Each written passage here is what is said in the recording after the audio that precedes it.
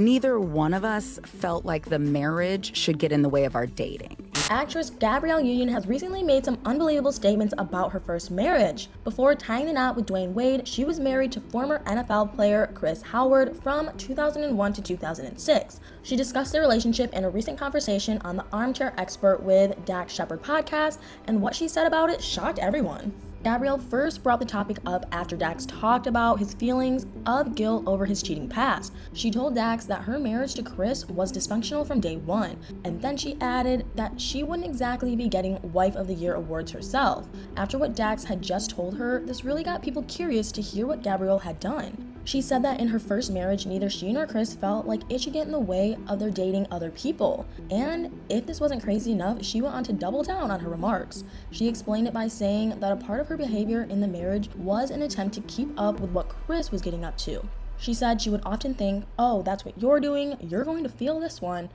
But she also admitted that she simply felt entitled to date people other than her husband, which is obviously a pretty unusual thing for any partner to feel entitled to, and her reason for feeling this way was just as bizarre. Gabrielle said that she felt excused because she was paying all the bills. She was working so hard at that point in her career that she felt like she should get what comes with that, which she called the spoils of riches. Basically, she felt that as the maid breadwinner in the house, she was allowed to do whatever she wanted. And honestly, she's definitely not the only person in the world who feels this way. In fact, Gabrielle said that it was something she had learned from her dad, who apparently felt the same way. And although she might not have the same outlook now as she did back then, that didn't mean that she felt very bad about how she acted. In fact, she told Dax that she actually wished she felt more guilty about her behavior during her first marriage. But in reality, she apparently felt that it was such a stupid relationship that it should never have led to marriage at all. So I guess this meant that she didn't think it mattered if she dated outside of the marriage, since she thought that it was doomed from the start. Although she has previously gone on record saying that she thought at one point that she had found her happily ever after with Chris, but looking back years later, she admitted that at the time, she just wanted to be married, period. She said in a 2014 interview that in her 20s, she was all about getting the ring. She also reflected that she spent much of her marriage feeling upset. From the very start, she noticed signs telling her that things were not going to work out. She even said that he failed on the proposal, which she described as tacky. Having first met at a party in 1999, the couple later dated for 2 years before Chris popped the question. However, in her 2017 memoir titled "We're Going to Need More Wine," Gabrielle wrote that it was anything but romantic. She wrote that she'd spent the whole day at the spa, and when she got back to Chris's house, she found a rose petal path from the front door to the bedroom, and at the end of the path, she found Chris down on one knee. To be honest, this probably sounded pretty romantic to a lot of Gabrielle's readers, but the next detail was pretty shocking.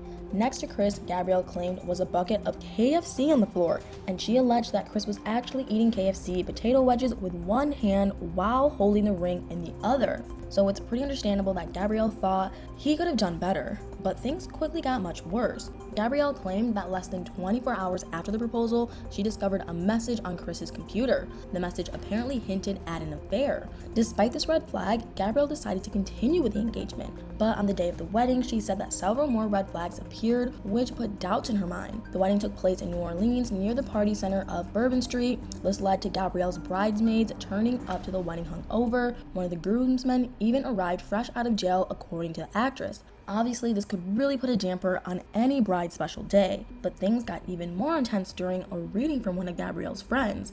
She had actor Dwyane Wade do a reading despite the fact that he was actually against the marriage, which was something he made very clear during his reading. Gabrielle wrote that Dwyane thought that she was making a terrible mistake and kept pausing and sighing during his part. She claimed that he would even look up at her as if to say, "Are you getting this?" This, combined with the fact that the minister kept getting her name wrong, made Gabrielle look back at the wedding as a really bad start, and things did not get better. After that first hint hours after the proposal, Gabrielle kept finding more evidence of Chris's cheating. One woman he was allegedly with was known as Cameron Camera.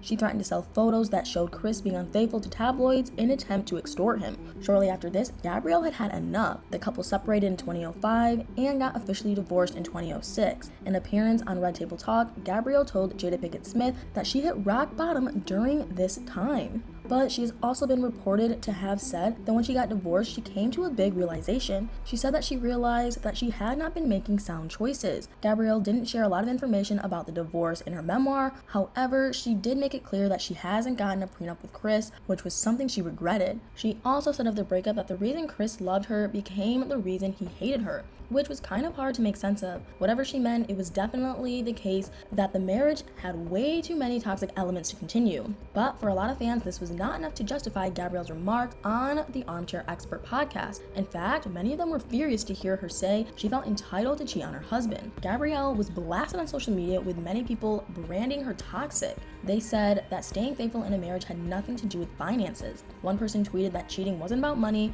but about values and respect. Several men made the claim that if the roles were flipped and Chris had said what Gabrielle did, there would have been an uproar.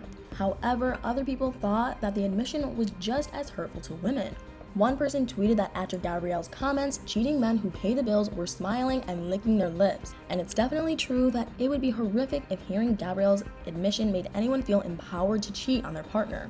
But maybe it would be unfair to lay the blame at her feet for being honest about her past, especially considering the fact that no one in that marriage was innocent. One person even pointed this out on Twitter. They wrote that it was wild that all the headlines about Gabrielle only mentioned her unfaithfulness, rather than pointing out how dysfunctional the entire relationship was. However, this view wasn't shared by anyone. One person tweeted that from the outside looking in, Gabrielle just seemed like a terrible woman. But what do you guys think? Is Gabrielle brave for opening up about her failed first marriage, or do her actions make her a bad person? Let me know in the comments below.